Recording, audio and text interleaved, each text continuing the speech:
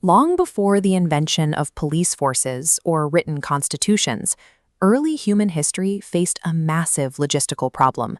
Without the threat of a modern state, there was no obvious way to convince thousands of individuals to cooperate, share resources, and submit to an earthly authority.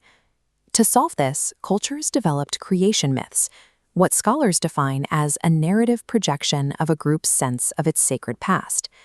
These stories provided a shared history and a reason for why things are the way they are, helping early societies cope with the unknown when scientific understanding was limited. These myths functioned as survival blueprints. They offered a detailed account of how the universe transitioned from a state of terrifying, original disorder into a reliable and functioning cosmos. This transition is a recurring global motif. In this analysis of the Book of Genesis, the Hebrew words tohu vevohu describe a watery chaos or big watery mess. For the ancient mind, these abysmal waters were the ultimate symbol of lawlessness and the absence of order. This established the principle of cosmic maintenance, the belief that the physical universe was a fragile achievement. It suggested that if humans stopped following the rules, the world would literally revert to that original chaotic state. In this context, a legal code served as a high-stakes defense mechanism. Human law was the wall that held back the darkness and prevented the return of the void. For early agricultural societies, survival was a matter of timing. Planting too early or harvesting too late meant starvation. They found the solution by looking up, recording the mathematically predictable cycles of the stars to create the first calendars. This link between the sky and the ground gave rise to a specialized class, priest astronomer lawyers. Their job was to design human society by directly mimicking the celestial regularities they mapped in the heavens. This created the principle of as above, so below.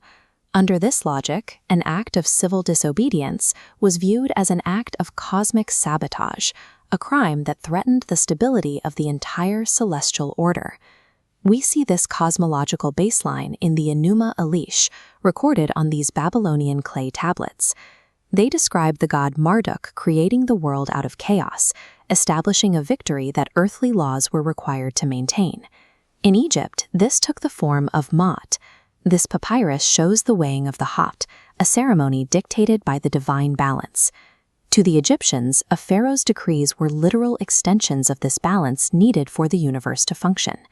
In China, the Son of Heaven held his ruling mandate through the Tao.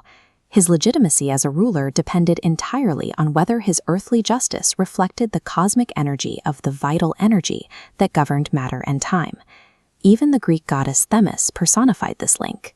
She represented a divine force of natural law and moral order that existed long before the first physical human courtrooms were built. Despite existing in absolute isolation, these early civilizations independently reached the same conclusion. They used their creation myths to turn local authority into a cosmic necessity. The physical implementation of this authority is carved into the stele of Hammurabi. This massive basalt block documented the Babylonian king's laws, anchoring his right to rule in the divine. At the top, the sun god Shamash hands the rod and ring directly to Hammurabi. This visual link told every subject that the king's law was a direct gift from the heavens. Because law was an extension of the cosmic order, the consequences for breaking it were absolute. Punishments were severe, and divine oaths were treated with terror, as any unpunished crime invited a universal disaster. Ancient societies viewed these brutal punishments as a heavy civic duty. They were performed to keep the foundations of reality from buckling back into chaos. Eventually, the logic of order shifted. History records a turning point where societies stopped attributing misdeeds to the gods and began to claim human agency over justice and morality. The Greek tragedy The Orestia dramatizes this moment. It shows a cycle of divine blood feuds being formally replaced by a jury of human citizens using persuasion, right here on the Areopagus rock in Athens. However, skeptics like the Athenian politician Critias offered a more cynical view. He argued that the gods and cosmic laws were invented by wise rulers to terrify the wicked into obedience, even when no one was watching. Whether they were cynical inventions or genuine attempts to mirror the stars, these creation myths functioned as humanity's first constitutions. By taming our chaotic nature with a cosmic narrative, they successfully birthed the modern world.